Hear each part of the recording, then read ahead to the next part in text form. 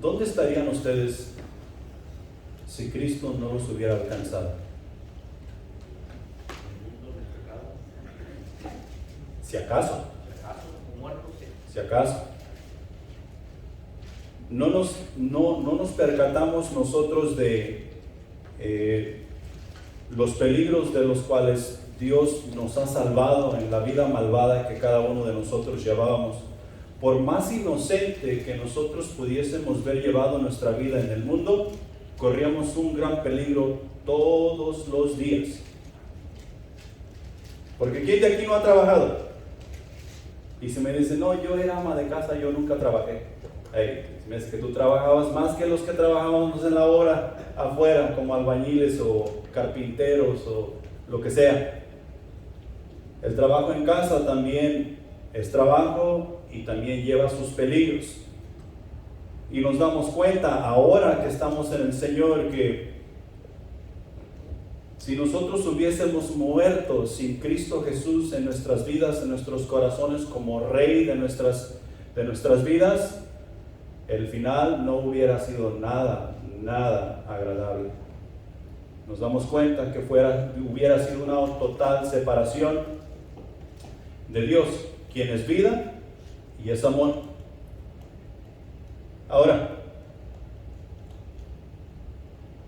después de leer su palabra, después de estudiarnos un poco su palabra y algunos de nosotros haber leído la Biblia de pasta a pasta, de Génesis a Apocalipsis y algunos al revés de Apocalipsis a Génesis, aún así nos seguimos preguntando por qué Dios hace lo que hace. Les voy a hacer una confesión de lo que pasa conmigo. Yo me pongo a leer la palabra de Dios y ustedes confían en mí porque algo sé, ¿va? Y entre más yo estudio la palabra de Dios, entre más busco información para darles una mejor revelación de lo que Dios quiere hacer con su iglesia, me doy cuenta que menos sé.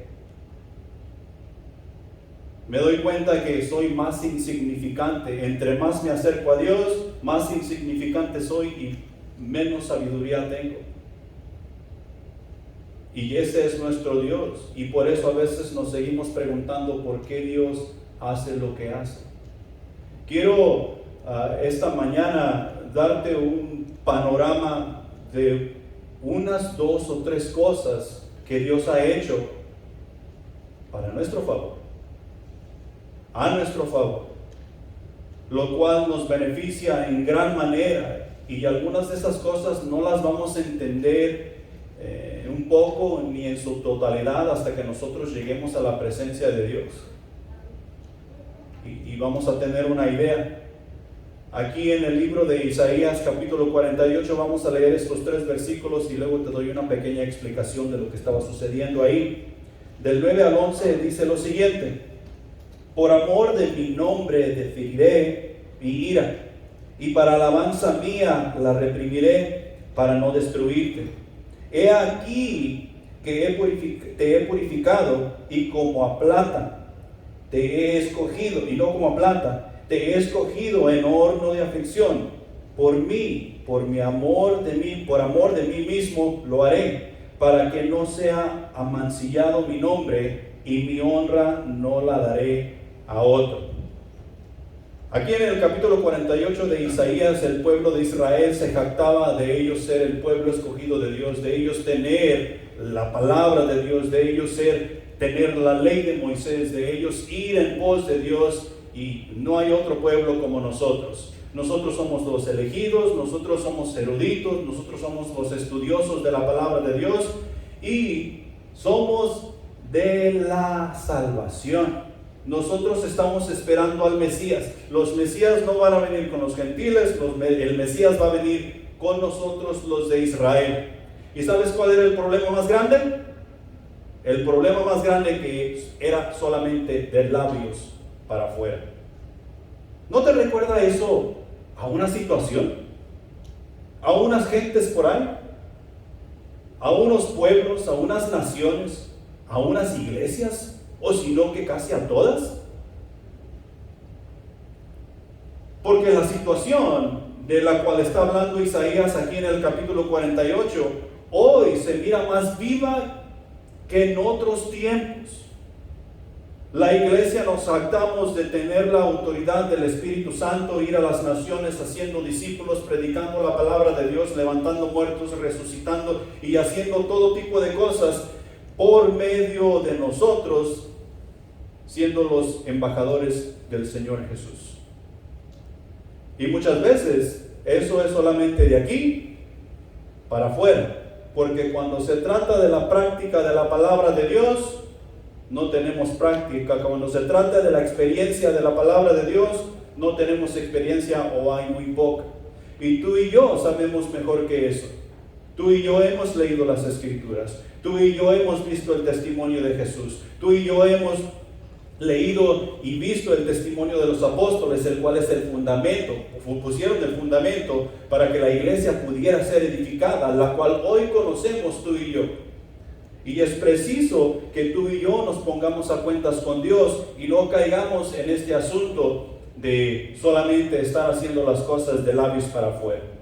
Y esto va a requerir esfuerzo, va a requerir tiempo y va a requerir de nuestro trabajo, un trabajo de corazón para nosotros hacer la voluntad de Dios, y no solamente en el día domingo, sino que todos los días, cada vez que nosotros nos levantemos por la mañana, saliendo de nuestros hogares, ir a hacer la voluntad de Dios.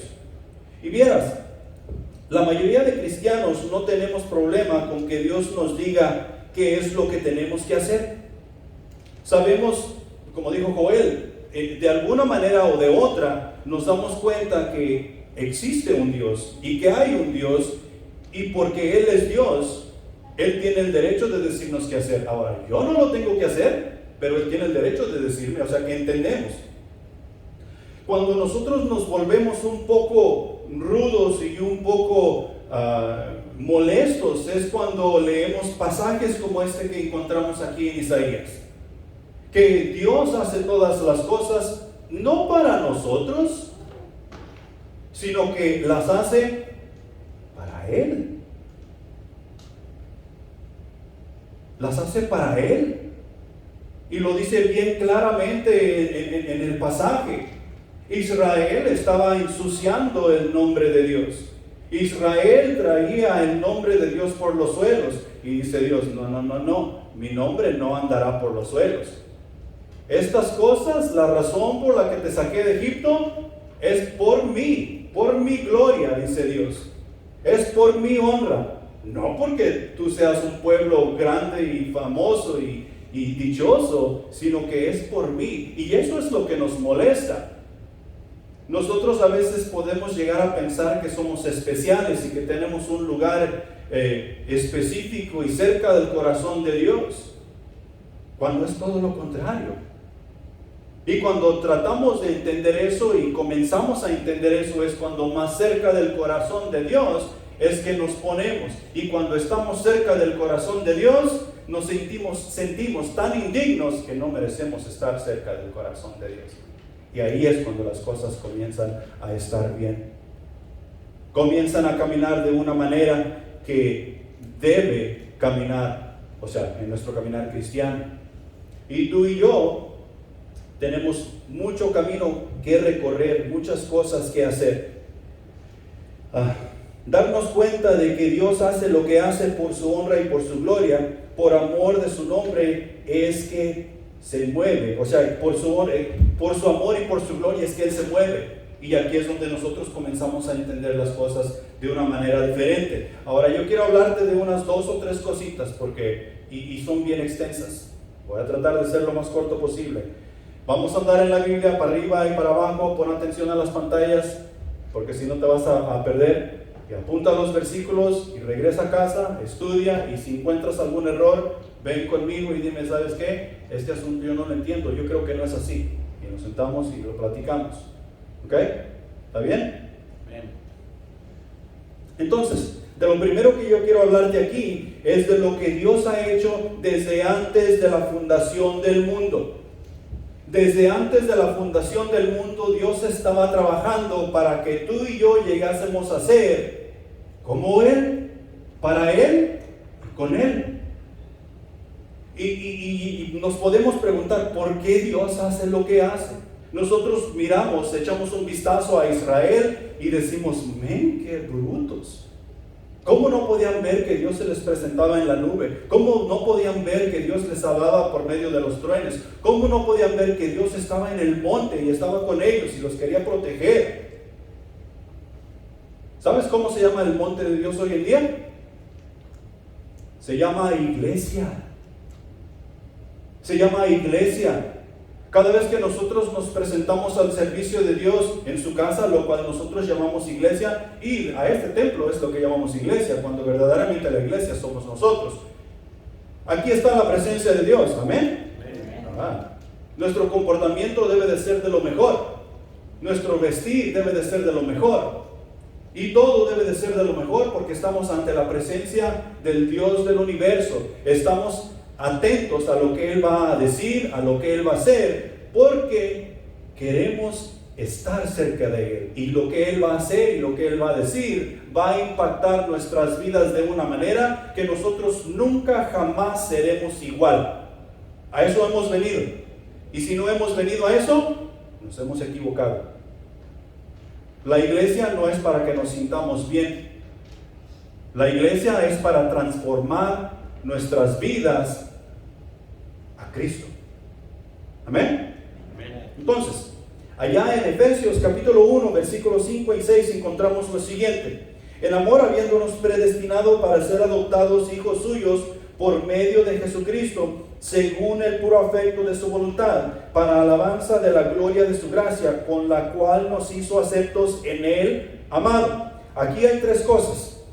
Aquí está diciendo que, y es exactamente lo que nos dice Jesús allá en los evangelios, que nosotros somos hijos adoptados a la familia de Dios. Y eso de ser hijos adoptados, viéndolo ligeramente, como que no nos gusta. Nosotros tenemos una hermana que es un poquito diferente. Somos 3 y 3 hombres y 3 mujeres. Y a esta hermana siempre le hacemos bullying y le decimos que ella es la hija adoptada, porque todos los demás tenemos otro parecer. ¿Y sabes qué hace eso con ella? Eso la enfurece, porque le estamos diciendo que ella es adoptada. Entonces, cuando nosotros escuchamos esto de que Dios nos ha adoptado a la familia de Dios, es como que Él fue y levantó lo que no servía y lo trajo a casa porque no había otra opción. Bueno, pues entonces tengo que estar en la casa de Dios porque esto es lo último que queda. Y eso es exactamente lo que Él hizo. Pero cuando Él hizo eso, Él nos dio la mejor parte, porque nos cambió de una vida perdida, de una vida de muerte, y esa adopción nos dio una nueva posición. Nos posicionó de injusticia a justicia, nos posicionó de muerte a vida. Y ahora todas las cosas son diferentes. Todas las cosas son diferentes porque tenemos una nueva posición. Ahora no tenemos más la posición de hijos de ira, sino que tenemos la posición de hijos de Dios. Y eso es lo que Él hizo en la adopción. Era justo y necesario que nosotros fuésemos adoptados si es que queremos o quisiésemos vivir una eternidad con Dios. De otra manera, no puede ser posible, porque no somos hijos legítimos como lo es Jesús, el unigénito del Padre. Solamente Jesús es el unigénito, y nosotros en adopción pasamos a ser, en la posición nueva, medios hermanos de Jesús. Pero gloria a Dios que esos medios hermanos van a vivir por la eternidad. Amén. Ustedes estuvieran brincando de esas bancas, porque eso es grande. Eso cambia toda la perspectiva de nuestras vidas, cambia nuestro parecer, cambia nuestro caminar, cambia la manera en que nosotros pensamos, cambia la manera en que nosotros hablamos.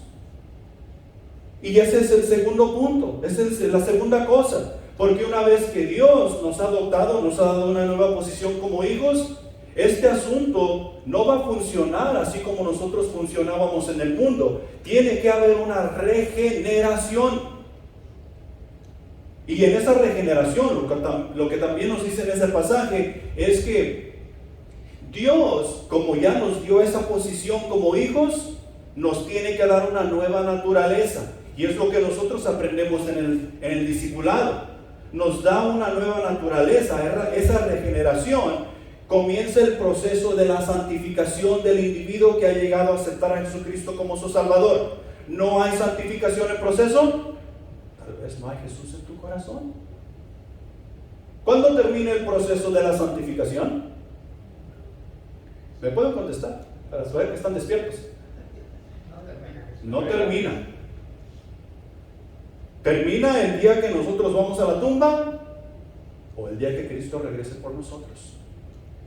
Y mira tú, una vez que nosotros lleguemos allá con esa santificación, nosotros vamos a querer que esa santificación siga y siga y siga. ¿Qué crees que vamos a hacer cuando estemos allá con Jehová por la eternidad?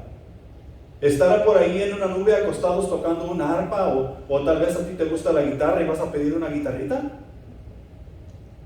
Ese asunto de que venimos a la casa de Dios y levantamos manos santas para alabar a nuestro Dios y alabar, gloria, aleluya, a Jehová de los ejércitos, eso ni siquiera se acerca a lo que nosotros vamos a hacer allá. Allá sí vamos a adorar a Dios en espíritu y en verdad. Esa sí va a ser verdadera adoración. Y para eso es que Él tiene que comenzar la regeneración de aquellos que hemos sido adoptados. Dios tiene que poner su naturaleza en cada uno de esas personas que hemos venido al arrepentimiento por medio de la fe. Tú y yo, en este mundo como cristianos, necesitamos estar viviendo la naturaleza de Dios, porque estamos en proceso de santificación. Y esa nueva naturaleza es la que pelea en contra de nuestra carne vez tras vez tras vez. Es Dios en nosotros. Y es por eso que a veces nosotros nos enojamos con nosotros mismos y metemos a Dios en una cajita, porque queremos que nuestra carne sea la que resalta, porque eso es lo que me gusta. Pero esa regeneración debe suceder y tiene que suceder si es que queremos tener algo con Dios. El nuevo nacimiento es uno que es celestial, espiritual y santo. Y la regeneración que Dios comienza en nosotros no va a suceder sin ese nuevo nacimiento. Ese nuevo nacimiento sucede en el momento que tú y yo aceptamos a Cristo Jesús como nuestro Salvador. Miren, ¿cuántas mamás tenemos aquí?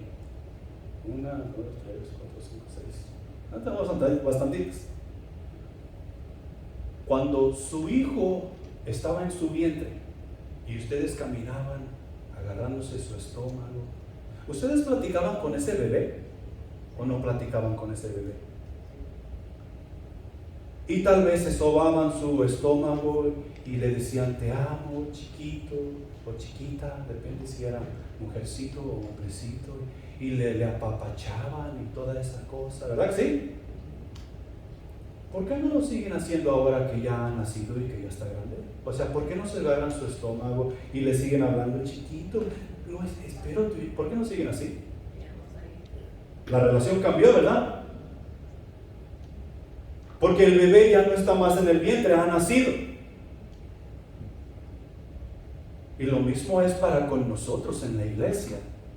Una vez que cuando nos estaban evangelizando, la relación era diferente. Y ahora que hemos nacido a la familia de Dios, todo cambia.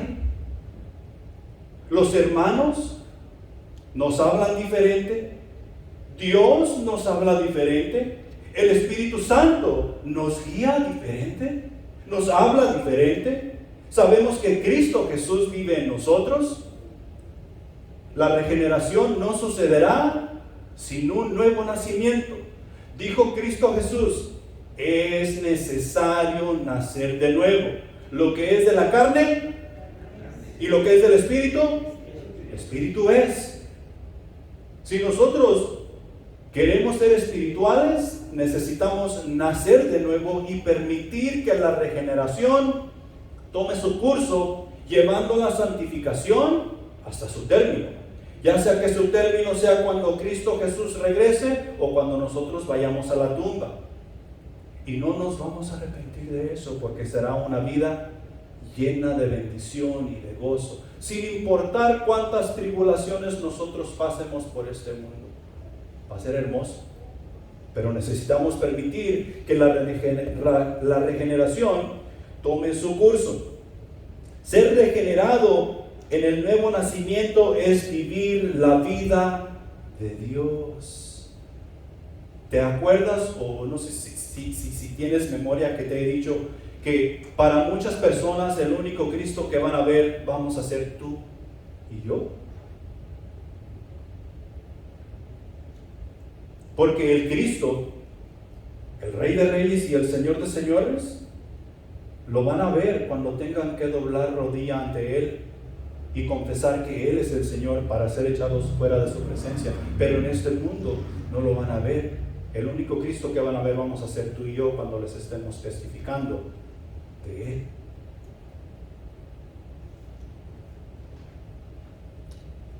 Ser regenerado en el nacimiento nuevo es vivir la vida de Dios. Y la tercera cosa en cuanto a esto, el Espíritu en el creyente confirma esta realidad de que somos hijos de Dios. Nos dice Gálatas capítulo 4 versículo 6: por cuanto sois hijos, Dios envió a vuestros corazones el Espíritu de su Hijo, el cual clama, Abba, Padre. Con toda confianza nosotros podemos decir que Jehová es nuestro Padre Celestial, si es que tenemos el Espíritu de Cristo. ¿Y quién es el Espíritu de Cristo? El Espíritu Santo, el cual Dios mandó cuando tú y yo recibimos a Cristo Jesús como nuestros salvadores. ¿Sí? Ahora, ¿merecemos nosotros todo esto que les estoy comentando? ¿Por qué Dios hace estas cosas?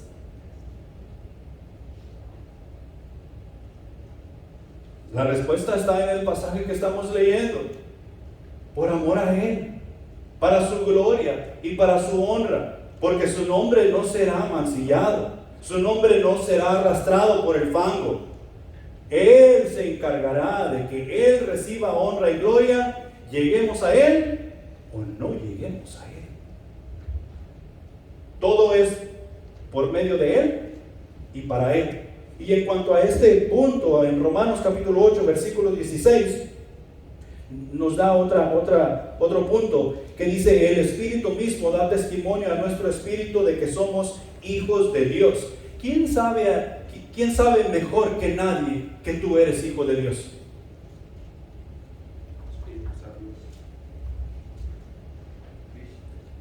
Tú puedes ver que tal vez yo soy un hijo de Dios por la manera en que me miras hablar, por la manera en que me miras actuar y todas esas cosas.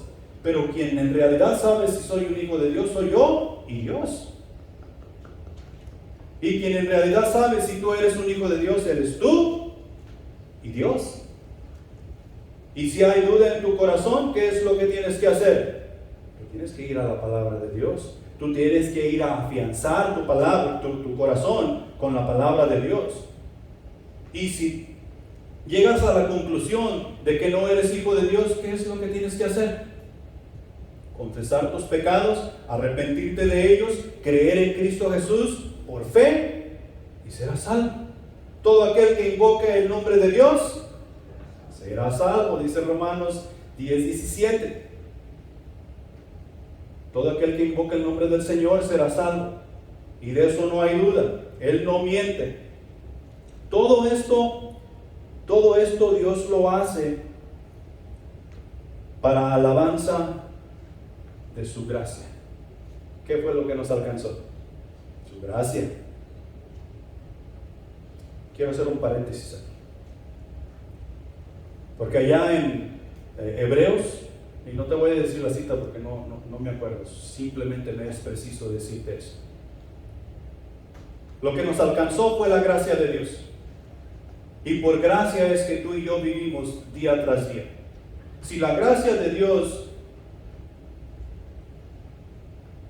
se desvaneciere, ¿dónde quedaremos tú y yo?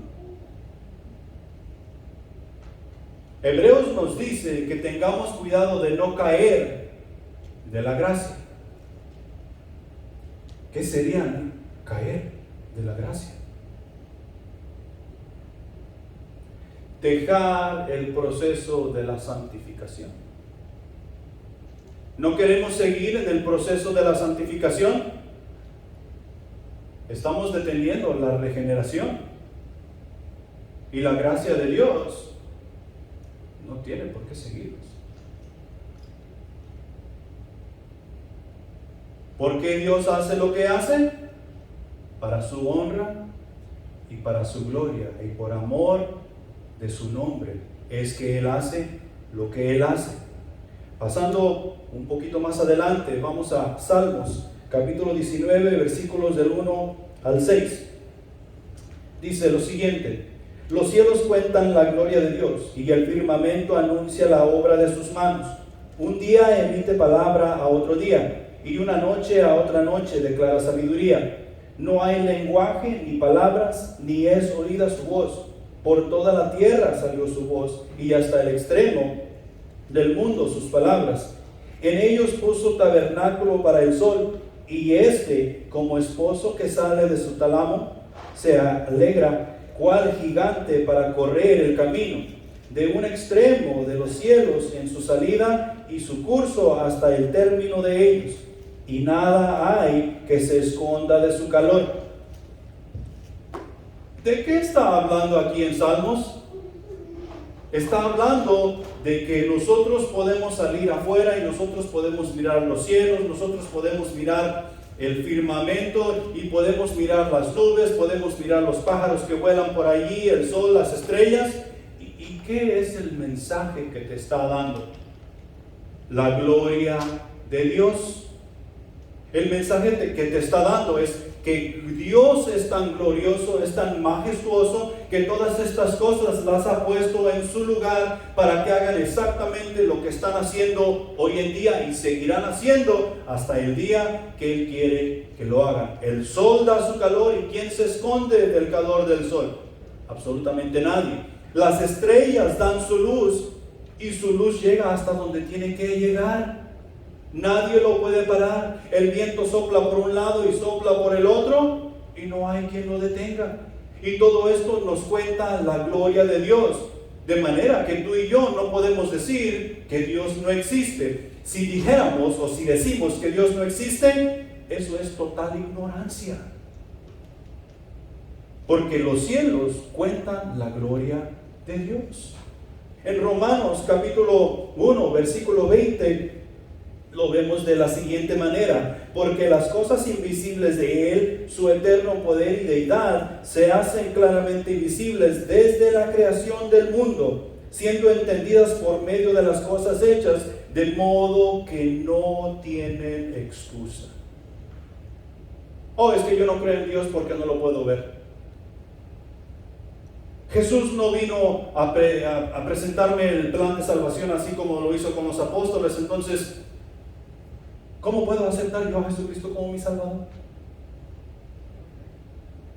¿Cómo sé yo si Cristo Jesús fundó la iglesia en la cual estoy? Y todas esas, un montón de cosas que nosotros nos podemos preguntar. Y Dios ha hecho grandes cosas para que tú y yo, cuando lleguemos a todas esas preguntas, ¿por qué Dios hace lo que hace?, encuentremos la explicación en su palabra. Y no hay excusa el por qué no la podemos encontrar. Todo lo que tenemos que hacer es prestar atención a lo que Dios quiere decirnos y comunicarnos. No habrá excusa para nadie. En Génesis capítulo 1 versículos 26 al 28 dice lo siguiente: entonces dijo Dios: hagamos al hombre a nuestra imagen, conforme a nuestra semejanza, y señoree en los peces del mar, en las aves de los cielos, en las bestias, en toda la tierra y en todo animal que se arrastra sobre la tierra. Y creó Dios al hombre a su imagen.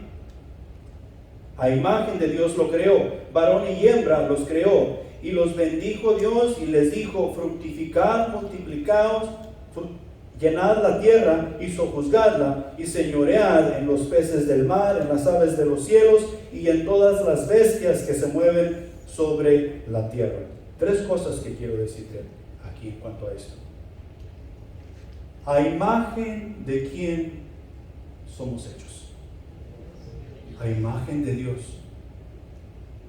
¿Por qué? Porque yo me analizo a mí mismo, yo me miro a mí mismo y yo no entiendo por qué Dios me habrá hecho a su imagen y a su semejanza.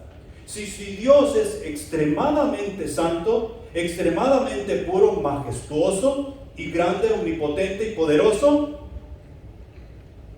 y luego la vino a regar conmigo. Me hizo a su imagen y a su semejanza. Y eso quiere decir que las características que Dios tiene, las tengo yo. Y por consiguiente las tienes tú. Y es algo que tú y yo debemos analizar y debemos prestar mucha atención. Porque nos hizo a su imagen y su semejanza. Somos creativos, podemos pensar, nosotros podemos inventar muchas cosas. Nosotros tenemos mucha sapiencia en cuanto a nuestro pequeño cerebro. Nos las ingeniamos para una cosa y para otra. Y luego miras la creación de Dios y dices, wow, mira lo que Dios hizo, cómo se las ingenió para hacer esto y hacer lo otro. Somos hechos a imagen y semejanza de Dios. Y te estoy dando una escala muy pequeña en cuanto a la imagen y semejanza de Dios. Porque este es un mensaje en sí mismo. Y aparte de que nos hizo a su imagen y su semejanza, nos dio dominio y autoridad. Imagínate tú. ¿Qué es lo que todo hombre desea? Poder. ¿Qué hacemos tú y yo con el poder? ¿Qué hemos hecho con el poder? ¿Quieres que te ayude? Pura regazón. Dios forma toda su creación, de principio a fin, en esos 6 días. Toda. Y luego viene y se la da al hombre en bandeja de plata y le dice, mira, cuídalo. Cuida que unos animales no se coman a otros, cuida esto, cuida lo otro, dales de comer, cuídales que unos se mantengan aquí, otros se mantengan allá, cuida el jardín, cuida los árboles, cuida esto, cuida lo otro. Señoreé sobre ellos. La regla no ha cambiado. La regla no ha cambiado en lo absoluto. Tú y yo tenemos la responsabilidad de señorear los unos sobre los otros. Y no quiere decir que yo te voy a mandar a que me amarres los zapatos y a que barras mi piso y a que limpies mi casa. No, quiere decir que yo debo cuidar de ti y que tú debes cuidar de mí. Que yo soy responsable por ti y que tú eres responsable por mí. Eso es lo que está diciendo la palabra de Dios. No está diciendo que tú me tienes que mandar y que yo te tengo que mandar. Hemos agarrado un concepto totalmente equivocado de lo que señorear es. Hoy en la mañana me despertaron el gallo de la vecina, como a las 5 de la mañana, y ya no me pude dormir. Entonces me levanté, hice mi café y me fui al porche de enfrente y ahí me puse a meditar un rato y a hablar con Dios. Y como a las 5:30, 5:40, adivina que iba a media calle hacia el norte.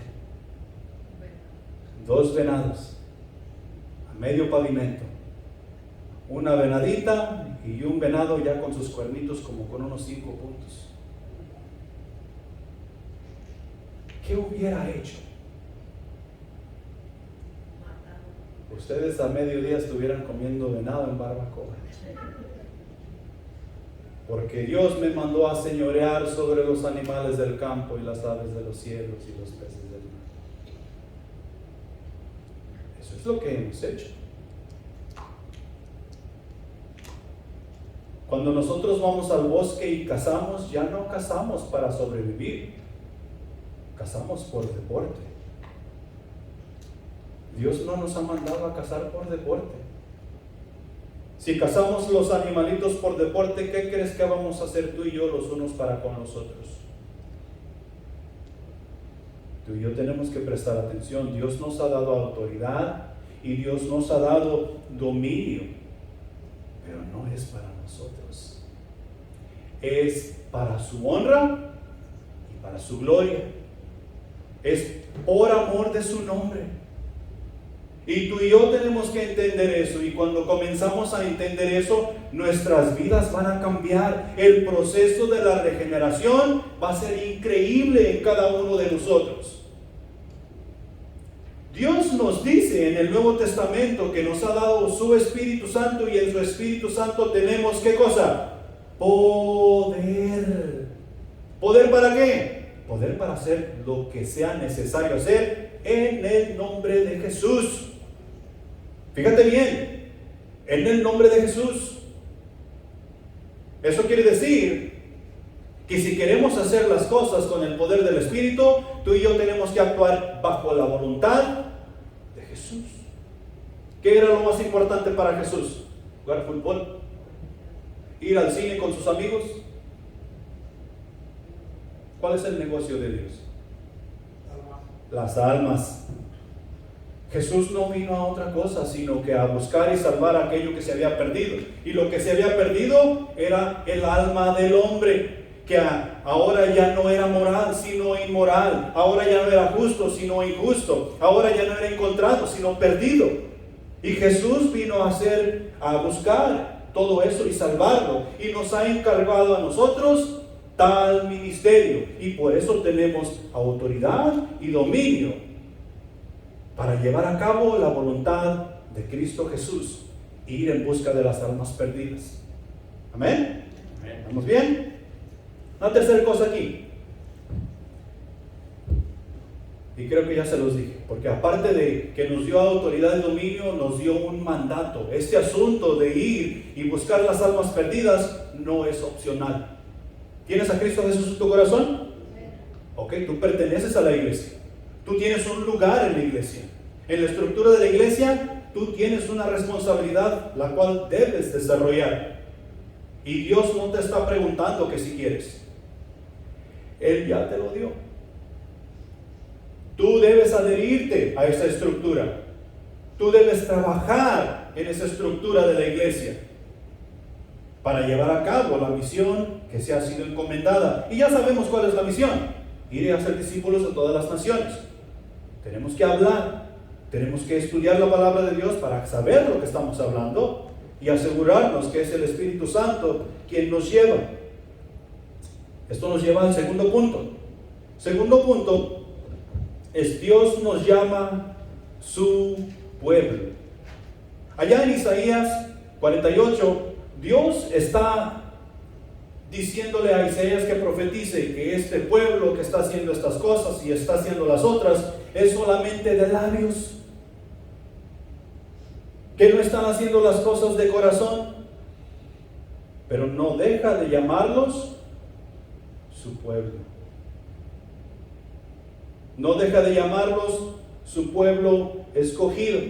Allá en Isaías capítulo 43, versículos 1 al 7, está bastante interesante esto, y dice lo siguiente: Ahora, así dice Jehová, creador tuyo, oh Jacob, y formador tuyo, oh Israel: no temas, porque yo te redimí, te puse nombre, mío eres tú. Cuando pases por las aguas, yo estaré contigo, y si por los ríos, no te anegarán. Cuando pases por el fuego, no te quemarás, ni la llama arderá en ti, porque yo, Jehová, Dios tuyo, el Santo de Israel, soy tu Salvador. A Egipto he dado por tu rescate, a Etiopía y a Seba por ti, porque a mis ojos fuiste de gran estima, fuiste honorable, y yo te amé. Daré pues hombres por ti y naciones por tu vida. No temas, porque yo estoy contigo. Del oriente traeré tu generación, y del occidente te recogeré. Diré al norte, da acá, y al sur, no te detengas. Trae de lejos mis hijos y mis hijas de los confines de la tierra. Todos los llamados de mi nombre, para gloria mía, los he creado. los formé y los hice. ¿Estamos tú y yo ahí? Si tú tienes a Cristo Jesús, tú estás aquí. Si tú no tienes a Cristo Jesús, te es preciso llegar a este punto. Dios mismo está diciendo: yo soy tu Dios, yo te redimí. Y mira, vamos a poner esto en contraste. En aquel tiempo, cuando Dios sacó a Israel de la esclavitud de Egipto, ¿qué nivel social tenía Egipto? Para que nosotros entendamos, Egipto en aquel tiempo era el Estados Unidos que ahora nosotros conocemos. Era una nación poderosa, grande, un imperio mundial. Y Israel, esclavos de ese imperio mundial. Y dice Dios: yo te escogí a ti en vez de escoger a Egipto, porque yo te amé, yo te prefiero a ti. A Egipto di por ti, y daré aún naciones y hombres, porque yo te amo a ti, yo te elegí a ti, yo soy tu Salvador. ¿No te parece extraordinario que Dios esté haciendo eso por su pueblo? Viendo una nación grande, educada, fructífera y que prospera, y Dios escoge el montón de esclavos que trabajan para la nación próspera. Eso es grande. Y eso es lo que Dios ha hecho con cada uno de nosotros. Eso es lo que Dios ha hecho con su iglesia. Y eso debe significar mucho para nosotros. El que Dios haya hecho todas estas cosas, las cuales no podemos entender el por qué, pero así son. Y tú y yo debemos estar orgullosos de pertenecer al pueblo de Dios. Que Dios diga que nosotros somos su pueblo, cuando a mí a veces hasta vergüenza me da decir que yo soy pueblo de Dios, debido a mi actitud, debido a mi manera de hablar, debido a todos mis errores. Pero Dios dice: tú eres mi pueblo.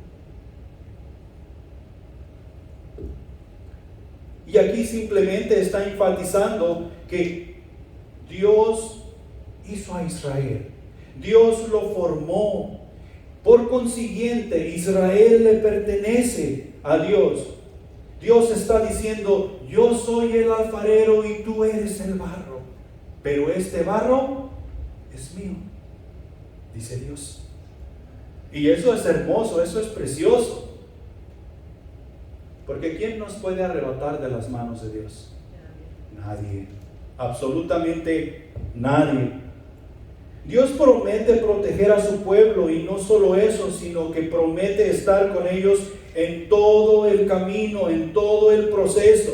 Y podemos ver toda la trayectoria mientras Israel iba de Egipto a la tierra prometida. ¿Quién estaba con ellos? Dios. Cuando estaban en peligro, ¿quién estaba con ellos? Dios. Cuando ellos estaban alegres y estaban en paz, ¿quién estaba con ellos? Dios. En todo tiempo y en todo lugar, Dios nunca dejó de estar con ellos. Dios los llevaba, Dios los sacaba, Dios peleaba por ellos.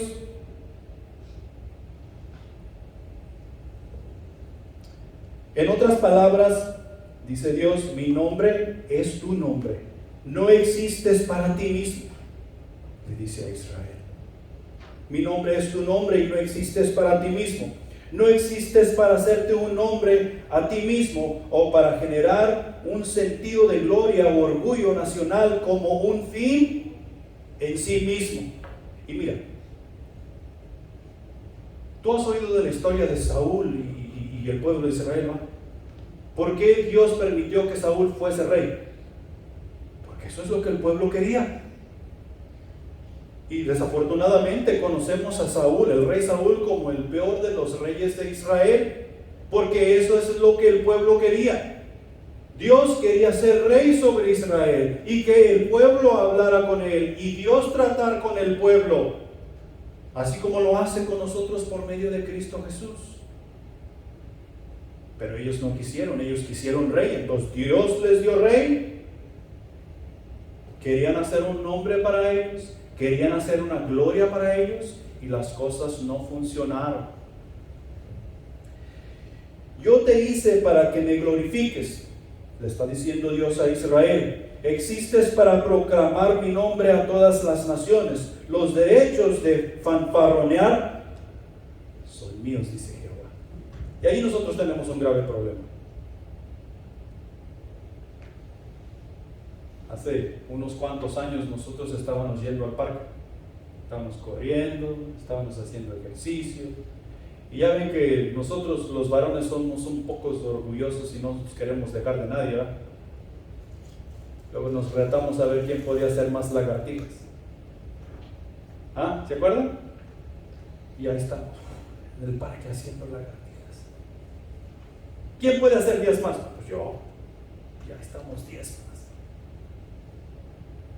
Hicimos como unas 60 lagartijas. Y ahí lo dejamos. Estábamos fanfarroneando. Pregúntanos cómo andábamos el siguiente día. ¿Por qué? Por fanfarronear. ¿El derecho de fanfarronear de quién es? De Dios, de Jehová. A nosotros únicamente nos toca participar donde Él dice que debemos participar. Y ese lugar es de acuerdo a la estructura donde Él nos ha puesto. Algunos somos boca, otros somos pies, otros somos mano, otros somos apéndice, que no sabemos para qué es, pero somos apéndice. Y tenemos nuestro respectivo lugar donde Dios nos ha puesto. Éxodo capítulo 9, versículo 16 dice lo siguiente, dando fuerza a este asunto de este punto. Y a la verdad yo te he puesto para mostrar en ti mi poder y para que mi nombre sea anunciado en toda la tierra. Y aquí el pueblo de Israel se encontraba discutiendo con Faraón, o sea, con el Egipto poderoso grande que no dejaba ir al pueblo. Dios había puesto a Israel para mostrar el poder de Dios y para llevar su nombre al mundo entero. La iglesia en la actualidad, como pueblo de Dios, hemos de llevar su nombre a las naciones, nos dice en el Nuevo Testamento, y tiene toda la referencia de lo que acabamos de oír, de lo que acabamos de hablar. Tiene toda la referencia. Cristo Jesús, el autor y consumador de la fe, quien nos llamó y nos salvó, es el fundador de la iglesia a la cual pertenecemos tú y yo. Y si Cristo Jesús no ha edificado, no ha fundado la iglesia en la cual estás, la iglesia no es iglesia. Quien da las órdenes en Centro de Vida es Jesús. Él es la cabeza de la iglesia. Y tú y yo simplemente somos ovejas de su redil y hacemos lo que Él nos manda hacer. Y claro, cada uno de nosotros tenemos diferentes responsabilidades, la cual nos manda a servirnos los unos para con los otros, para que la obra se lleve a cabo.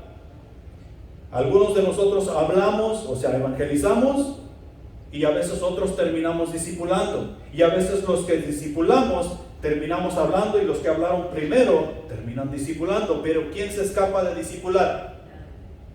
¿Cómo? Como que ya vamos agarrando fuerza. ¿Quién se escapa de discipular? Nadie. Y por si acaso estás pensando, no, pues yo no, o bien vas a discipular como Dios dice, o vas a discipular como el diablo dice, no haciendo la voluntad de Dios, pero vas a discipular. En cuanto a mí, yo prefiero discipular como dice mi Señor, porque eso llevará honra y gloria a su nombre.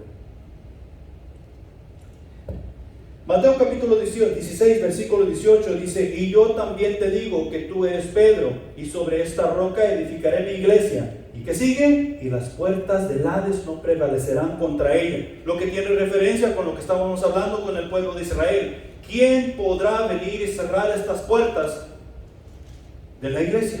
Nadie. Ni las puertas del infierno prevalecerán contra la iglesia del Señor. Tú y yo tenemos que asegurarnos que estamos llevando a cabo la voluntad de Dios, que el negocio que como iglesia tenemos sean las almas, que tú y yo nos procuremos los unos a los otros, que cuidemos que la regeneración esté en proceso, la santificación llevándose a cabo en cada uno, edificando los unos a los otros, para que las puertas del infierno no prevalezcan contra esta iglesia.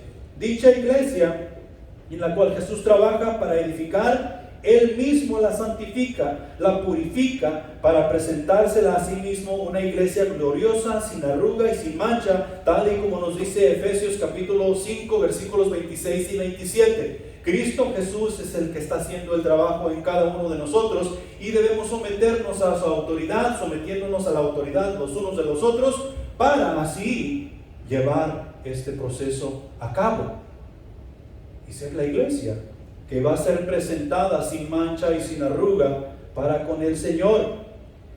Al igual que Israel, la iglesia no existimos para ser un nombre para nosotros mismos. Y aquí nosotros, ahora sí, nuevamente en la filosofía de mi hermanazo, aquí es donde la puerca ha torcido el rabo una y otra vez. Hemos llegado al asunto de la iglesia y hemos dicho, nosotros queremos ser la iglesia más grande que jamás ha existido.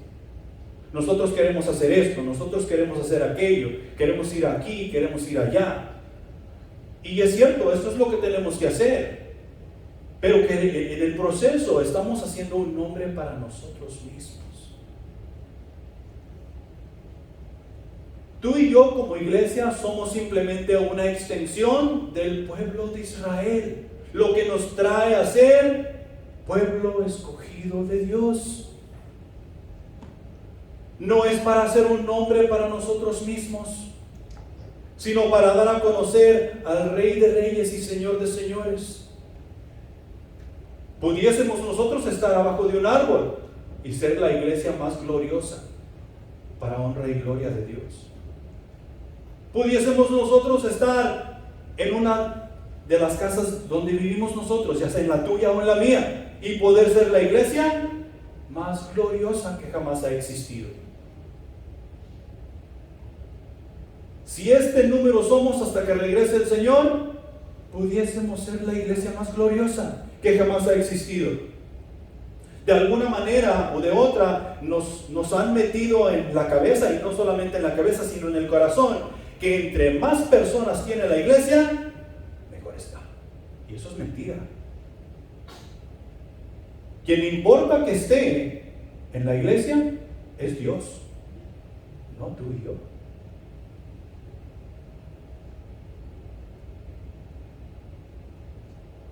Quien importa que esté es el Señor.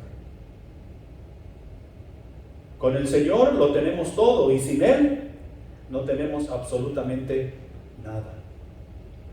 ¿Por qué Dios hace lo que hace? A veces nosotros nos vamos a quedar con la pregunta, pero no por eso vamos a dejar de actuar como Dios nos ha pedido que actuemos. Allá en Jeremías capítulo 9 versículo 24 dice: mas alábese en esto el que se hubiese de alabar, en entenderme y conocerme que yo soy Jehová, que hago misericordia, juicio y justicia en la tierra, porque estas cosas quiero, dice Jehová. ¿En qué nos debemos fanfarronear?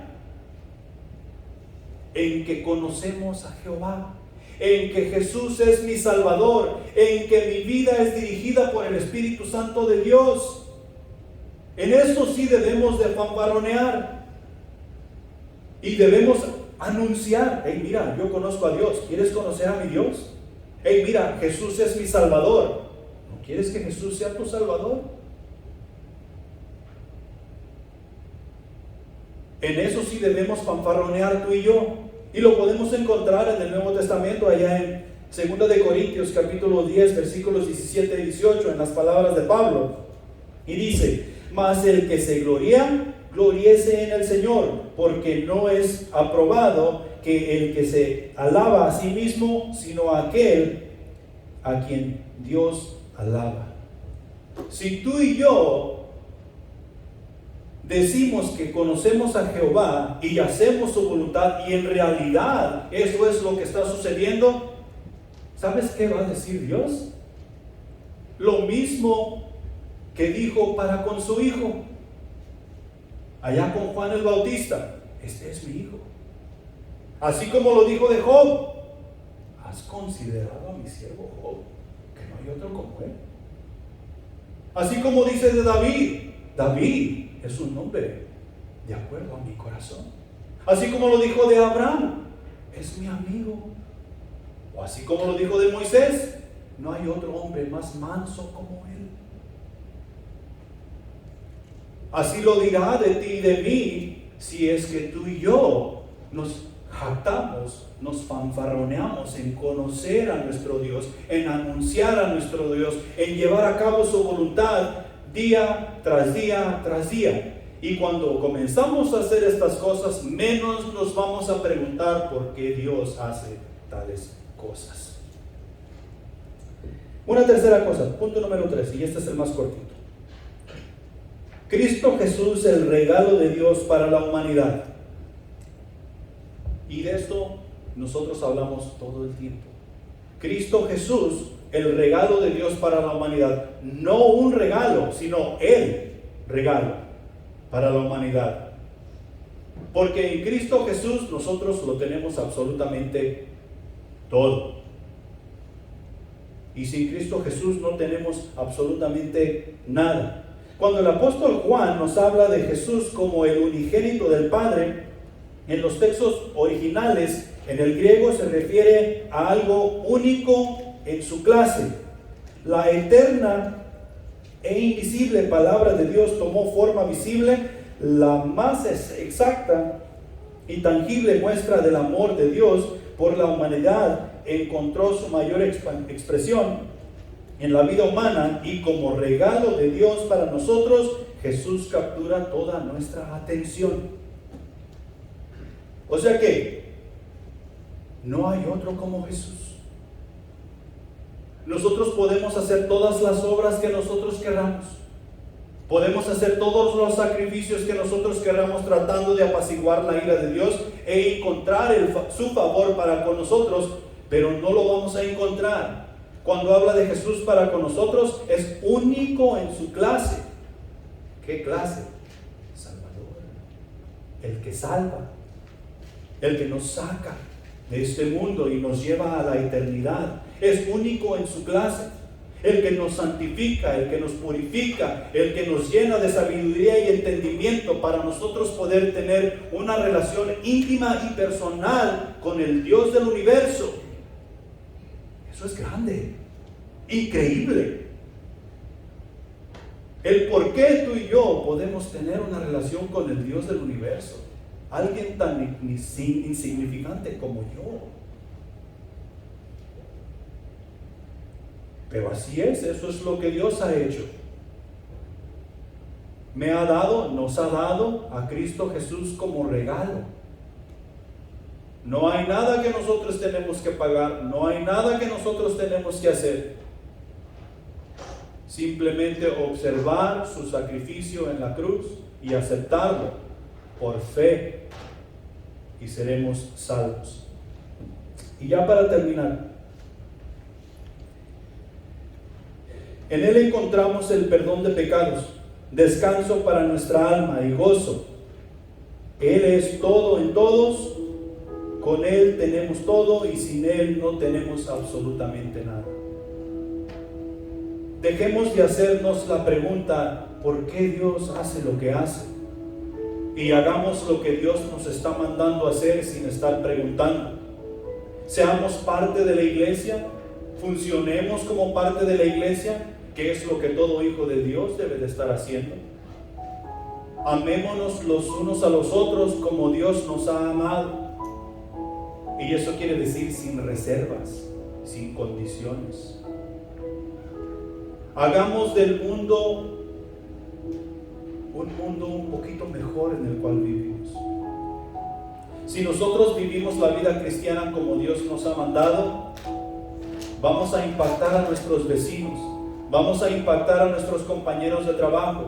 Vamos a impactarnos tú y yo los unos con los otros. Y no solamente eso, sino que nos vamos a empujar a ser mejores cristianos y mejores hijos de Dios cada vez que tengamos la oportunidad de levantarnos a un nuevo día.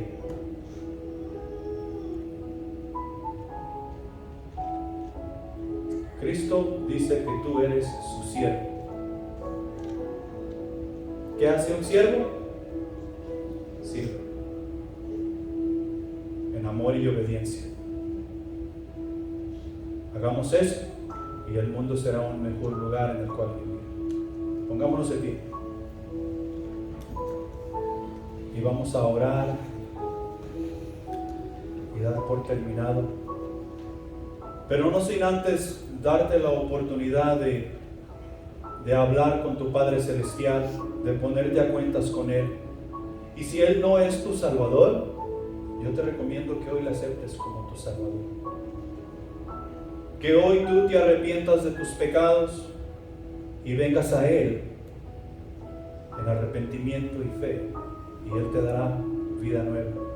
Nacerás de nuevo a la familia de Dios. Oremos pues. Padre Celestial que estás en los cielos, gracias te damos por tu amor, por tu misericordia. Gracias te damos por esta palabra que ha sido expuesta, mi Señor. Te pedimos que fermente en el corazón de cada uno de nosotros, mi Señor, y que avives ese espíritu que tú has puesto en nosotros, dándonos luz para nosotros ver por dónde caminamos, para nosotros poder llevarte honra y gloria en cada instante de nuestras vidas. Mi Señor, te pido que tú bendigas a cada uno de los presentes, que tú les llenes de gozo y alegría, mi Señor, y que si no te conocen como único y suficiente Salvador, hoy sea el día de su salvación. Mi Señor, si nos hemos alejado del Señor, ayúdanos a reconocer que necesitamos arrepentirnos y reconciliarnos contigo para poder seguir siendo esos hijos que tú nos has llamado a ser. Gracias, mi Señor, por Joel, que en este mes cumple un año más de vida. Gracias, mi Señor, por su familia. Y mi Señor, gracias por la visita que nos trajiste en esta mañana. Te damos la honra y la gloria. Gracias por la visita de Centro de Vida en Cleveland, mi Señor, y gracias por todo lo que en nuestras vidas vas a hacer. Ayúdanos a hacer tu voluntad en cada momento y en todo lugar. En Cristo Jesús. Amén.